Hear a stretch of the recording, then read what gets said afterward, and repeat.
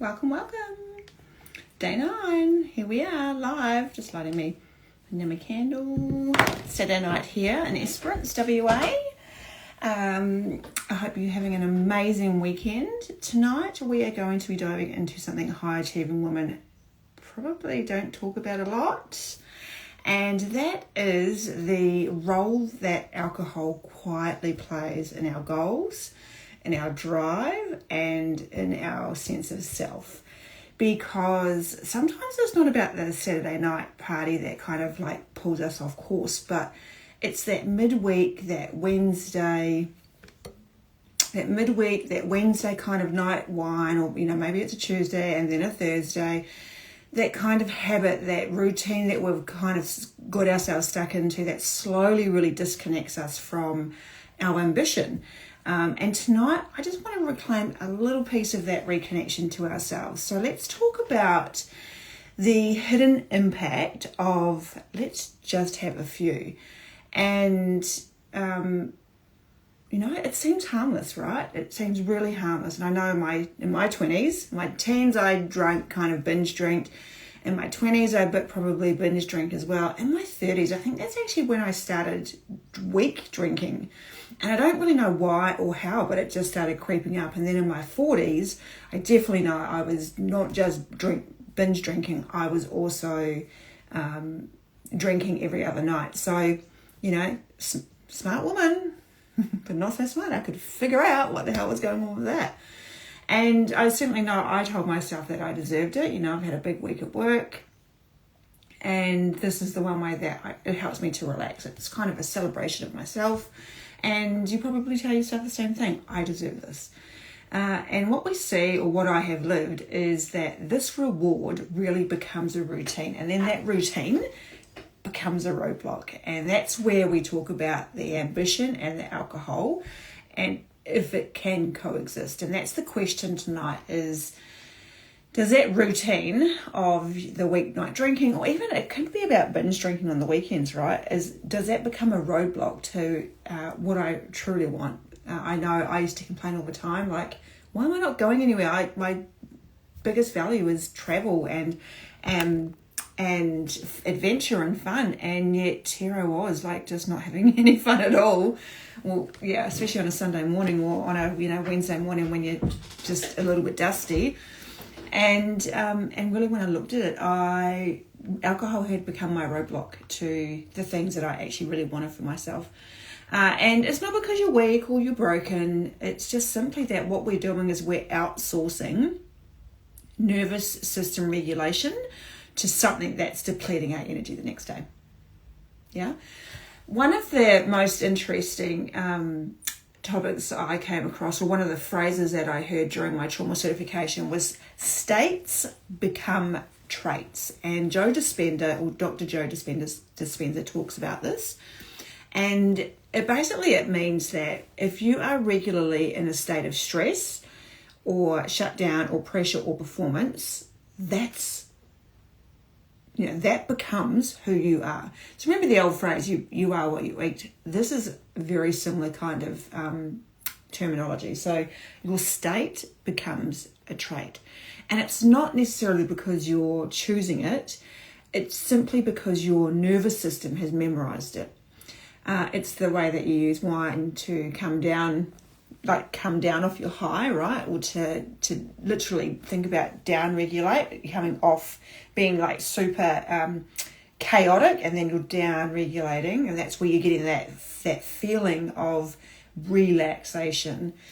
So you use it as a come down, and then your body starts to believe it. This is what best feels like. This is amazing.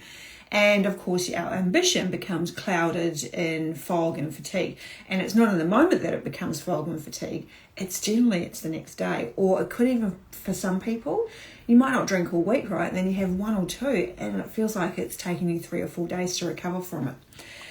So here's the game changer, my friends, is that when you can consciously create new states, so when you can consciously create satisfaction as a feeling, clarity, groundedness, and the more often you practice these things, these then become your traits. This becomes the new normal. And there's kind of a deeper truth here to this, right? Is it's not just about trying to drink less. You are trying to become more of who you are. So this new trait, all these traits that you really want for yourself, the traits of a woman who wakes up clear-headed, the traits of a woman who follows through on her ideas, the woman that doesn't need alcohol or drinking to disconnect from the world, right? To disconnect from emotions, to disconnect from what's going on in her life. So I suppose the question then is, can alcohol and ambition coexist? Totally they can. But at some point, you have to ask yourself, am I building the future that I really want? Or am I buffering the discomfort I haven't learned to sit with yet? Big question, right? And I certainly know when I took a really good look in the mirror, I definitely was not sitting with my discomfort of where I was in my life. And so this is why I went down the line of figuring out who I was without alcohol.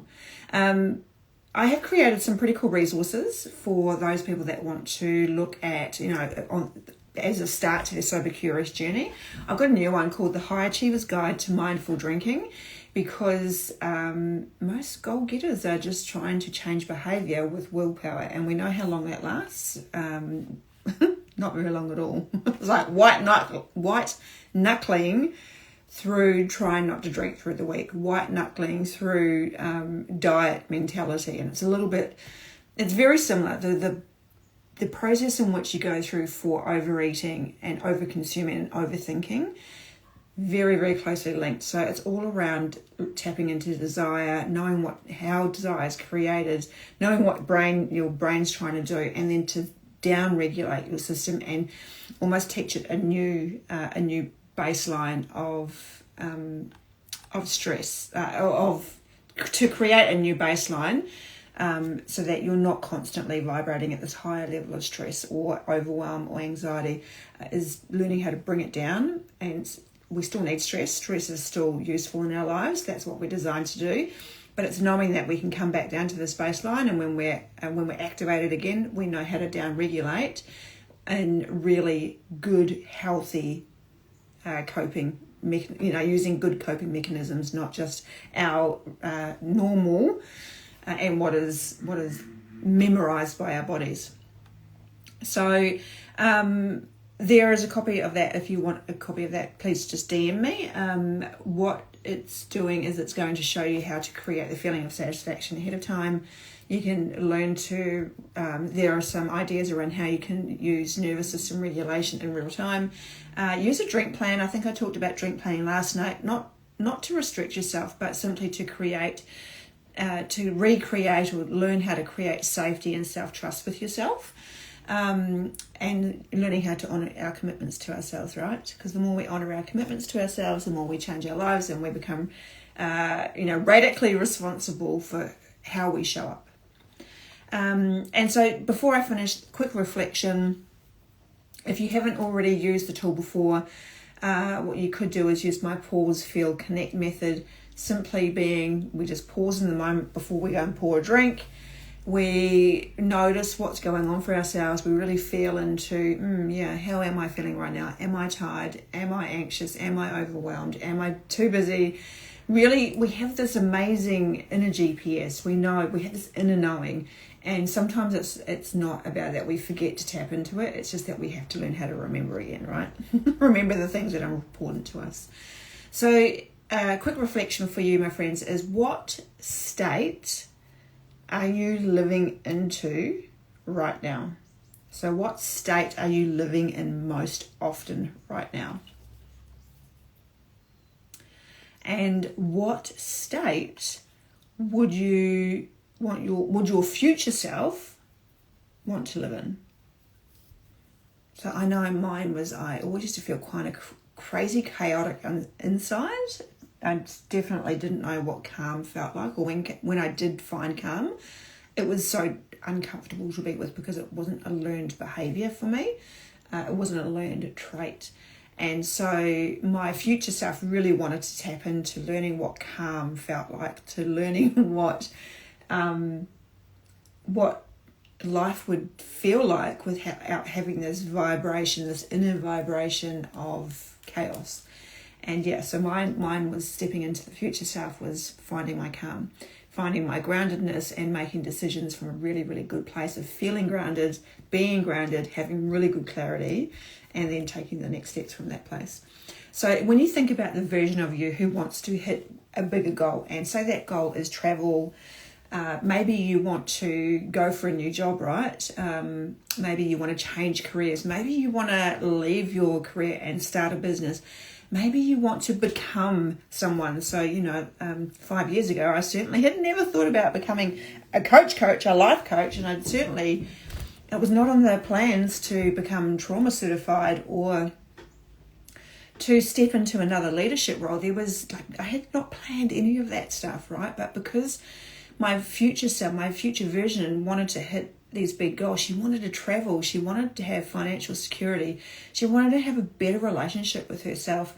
These goals meant more to me than my midweek drinking.